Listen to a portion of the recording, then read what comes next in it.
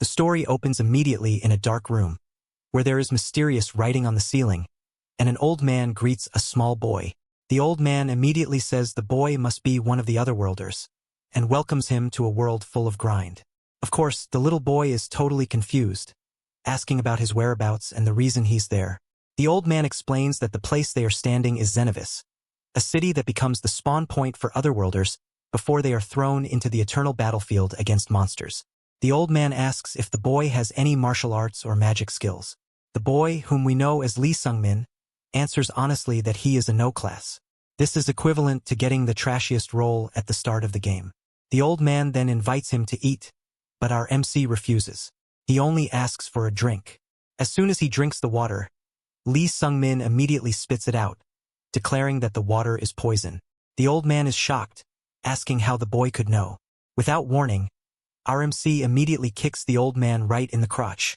Remember, even though his physique is that of a 13-year-old, Sung-min carries the memory of 13 years of bitter life in the future. He pulls out a knife and stabs the man, scoffing at this world, which he calls a trash world. After the brief drama, Sung-min takes a 100,000 dagger. The dagger is certainly basic, but it's better than having no weapon at all.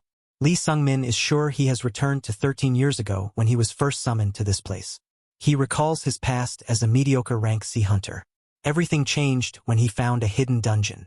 After pushing through to the end, he only found a small stone. As soon as he held the stone, a cheat notification appeared. Stone of Regression has been activated. Returning to the starting line 13 years ago, our MC realizes the stone must be the cheat item that brought him back.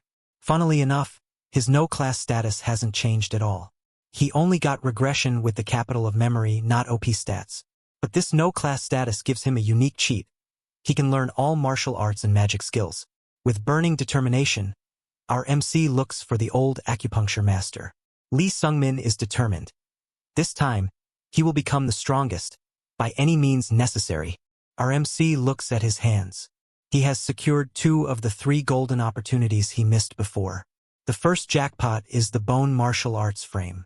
Back then, he failed to get it because he was too late and already had a skill. But now, he goes to the old acupuncture master. Although he has to endure the pain when his frame is artificially reset.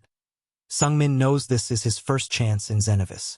Lee Sung-min knows this old man will die soon. So, he has to seize this opportunity now to get the low martial arts frame which will allow him to learn martial arts faster. He successfully gets the frame. The second jackpot. He gets the True Heaven Mystic Arts, a hidden rank 1 energy cultivation technique. Back then, he only used the ordinary rank 2. But he remembers this secret book being sold cheaply by a restaurant owner. Without hesitation, he buys it for 40,000 In less than 24 hours, he has 2 cheats that were previously impossible to obtain. Insane. The third jackpot is the Calcium Tournament prize a year from now. Sung-min is sure he will win because the participants are all no class. But he needs capital to live for a year. So, our MC decides to look for money. He meets a street vendor. His eyes immediately fall on a set of light armor, a spear, and 2 daggers. The total price is 300,000 while Sung-min only has 60,000 The vendor clearly refuses him. Our MC tries to ask for credit, even offering to sell his clothes from his world. The vendor laughs heartily. The vendor finally gives in. He likes the boy's brave attitude. He agrees to give credit for 240,000 but warns Sung-min not to die. With his new armor, our MC goes into the forest. He realizes the armor is crucial, even though he has to go into debt. He is grateful for this stroke of luck, but he still thinks he needs to be careful. As he walks, he compares his old self, who was terrified just holding wood, with his current self, brave with 13 years of experience. He smiles bitterly, admitting he used to be pathetic, but now he has many strong skills in his pocket. In the forest, a goblin appears. Sung-min immediately uses the soul-chasing spear technique. First movement, 1 shot, 1 kill. The spear pierces the goblin's mouth and kills it instantly. Sung-min's hand is injured because of the skill. He realizes that 1 shot, 1 kill is a dangerous move if used without sufficient training. He has to train his hands harder. Our MC is optimistic. saying that even though this is a worthless regression, this is a new beginning. Suddenly, a mysterious red aura appears. There, a green-haired figure sits in a robe, enveloped in a blue aura. Sungmin is shocked, confused by the blue aura. The story continues. Lee Sungmin, our MC, finally finds an inn and goes straight in. There, a man in a blue shirt, Uncle Jack, welcomes him. Uncle Jack casually greets Sungmin. Our MC then hands over a pouch for today's accommodation payment. Uncle Jack is curious about the contents, and Sungmin says it's the same as usual. As he looks at the dimensional stone and the green goblin fluid, Uncle Jack is shocked. He questions how Sungmin could get a dimensional stone which costs about 1.5 million and Sungmin just replies that he got it from a regular vendor for cheap. Uncle Jack allows our MC to stay for 2 days. Uncle Jack then praises Sungmin excessively, saying that Sungmin is incredible. Our MC is confused. Uncle Jack explains that 2 weeks ago, Sungmin, who was still no class, came and made a crazy offer, paying for accommodation with monster materials. Uncle Jack thought Sungmin would die within a day, but it turns out Sungmin always came back with crazy hunt results. Uncle Jack concludes that Sungmin must be talented. Hearing the word, talented, Sungmin's expression immediately drops. Uncle Jack continues to laugh, saying that a no-class person couldn't survive unless they had talent. Sungmin, annoyed, immediately leaves, leaving Uncle Jack calling out to him. Sungmin clenches his fist as he walks. In his heart, he strongly refutes the word, talented. He says that he is not talented. He explains he ended up as a Class C mercenary in his previous life. He looks at his skill list. All the skills are low-level martial arts that he learned thanks to his memories. He realizes that all of them are only rank 2 martial arts. No matter how hard he trains, he won't be able to become truly strong. His only hope is the true heavenly mystic art cultivation technique. While sitting, our MC starts to focus. A white aura envelopes his body, indicating that he is starting to cultivate.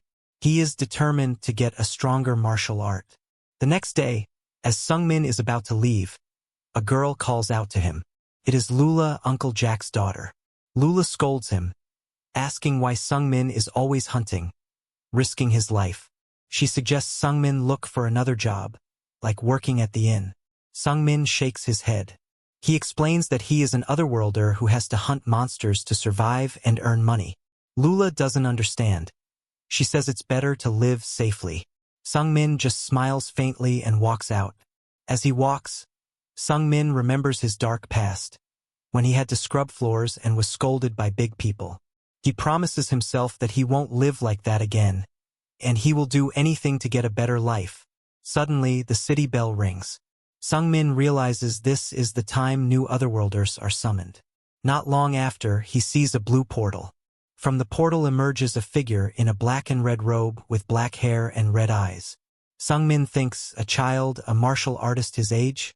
Sungmin sighs, he knows it's normal. If he isn't careful, he'll be approached by bandits. Sure enough, 2 bald men approach the child and give him a bottle of water. Sungmin pretends not to see, saying it's not his business. Suddenly, he bumps into someone. A burly man with a bald head, whom he calls Hyung Nim, immediately yells, claiming his collarbone is broken. Sungmin is immediately punched hard. The man says that Sungmin has to pay compensation. The crowd scatters. Sungmin, with a bruised cheek, realizes he is facing the same group. He considers himself unlucky. He analyzes the punch. Stiff, but it's a rank 3 martial art, the lowest level. Sungmin, who just regressed, hasn't reached that level. Our MC tries to stand up, knowing that people in Xenovis are heartless, and no one will help him. He decides to help the child in the black and red robe. He yells at the child, warning him not to drink the water because it contains a paralyzing poison. Sungmin knows he can't expect much, but he hopes the child, who looks like a sect disciple, can do something. The child in the black and red robe throws away the bottle. Hyung Nim is angry. He mocks Sungmin for being handsome but stupid, and says Sungmin is suitable to be sold to nobles. As Hyung Nim is about to kick, Sungmin moves quickly. Sung-min uses the lightning stride skill to dodge, then uses his move Iron Blood strengthened exoskeleton and punches Hyung-nim right in the ribs. He follows up with Rock Destruction Palm and hits repeatedly. Hyung-nim is pushed back a little and laughs, saying that Sung-min is decent. Sung-min's hand is injured, and he is annoyed. He realizes Hyung-nim's body is strong and has a defensive technique, while his strength is limited as a small child. Hyung-nim's friends remind him that Xenovis security will call the guards if there is a commotion. Hyung-nim agrees to finish it quickly. Sung-min knows he can't win. He intends to take out his spear. Suddenly, the child in the black and red robe approaches. He asks Sung-min what he just said, and asks him to say it again. Sung-min is shocked, begging the child to wait. The child waves his hand and throws Hyung-nim far away, saying that trash like him shouldn't interrupt. Sung-min panics. He analyzes the attack, a palm attack with internal energy. That is not rank 2 or 3 level but a peak martial master level. Sung-min thinks fast. This child is his age, a peak martial master, and was summoned at the same time. He guesses. No way. The child is the little heavenly demon, Ji-hoyen. The child, Ji-hoyen, introduces himself casually and asks if Sung-min can tell him about this place.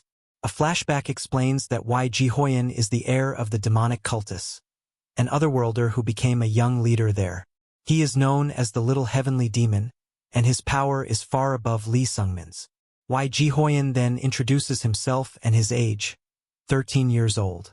Sung-min, in his heart, is surprised because the child is a year younger than him, but he introduces himself as Lee Sung-min, 14 years old. Ji-hoyen chuckles and says that Sung-min is telling him interesting things. This world doesn't have the demonic cultus. Sung-min confirms it. Ji-hoyen laughs loudly, then remembers Sung-min in the plaza. He asks Sung-min what he said to him just now. Sung-min replies formally, "Hey, don't drink that water. It contains paralyzing poison."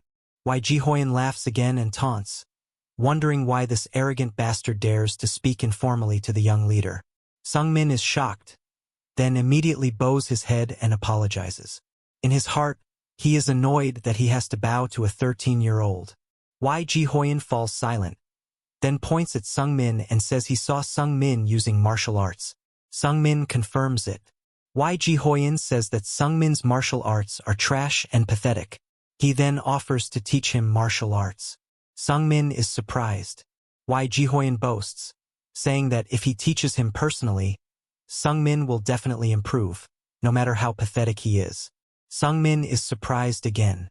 Ji-hoyen then gives a condition: be his friend. Sung-min can only remain shocked and speechless. On a sunny day, Ji-hoyen was seen talking to his father. He said that he wanted a friend.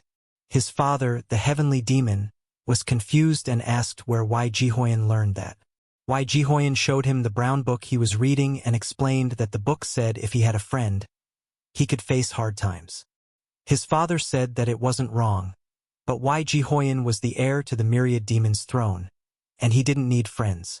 His father yelled, telling him to practice harder. Ji-hoyen obeyed. His father, with a sharp gaze, observed. Ji-hoyen calmly walked past piles of corpses scattered everywhere. His father thought that he had gathered about 50 useless people, but this 10-year-old child could wipe them all out easily. He regretted that Ji-hoyen had to look for friends. Ji-hoyen, who grew up with high expectations, didn't have time to look for friends. His father never gave him a chance to play. Ji-hoyen then faced Lee Sung-min. Ji-hoyen told Lee Sung-min that he would teach him the Violet Dawn mystic arts. RMC was surprised because he thought he would learn the demonic cultist martial arts. Ji-hoyen explained that that technique was one he had learned. He couldn't teach the cultist martial arts because only 9 techniques were allowed to be practiced by the leader and the heir. He said Violet Dawn mystic arts was also a very good technique. A month had passed since then. Our MC practiced Violet Dawn mystic arts and martial arts. Sung-min was seen in the middle of a pile of goblin corpses, and he had become much stronger. He realized he was at the 3rd or 2nd level, a big development. Sung-min was annoyed. He saw an orc heading toward him. Our MC attacked it right in the heart. Sungmin thought killing an orc was nothing, and wondered if he should be proud. A man in a white robe with long purple hair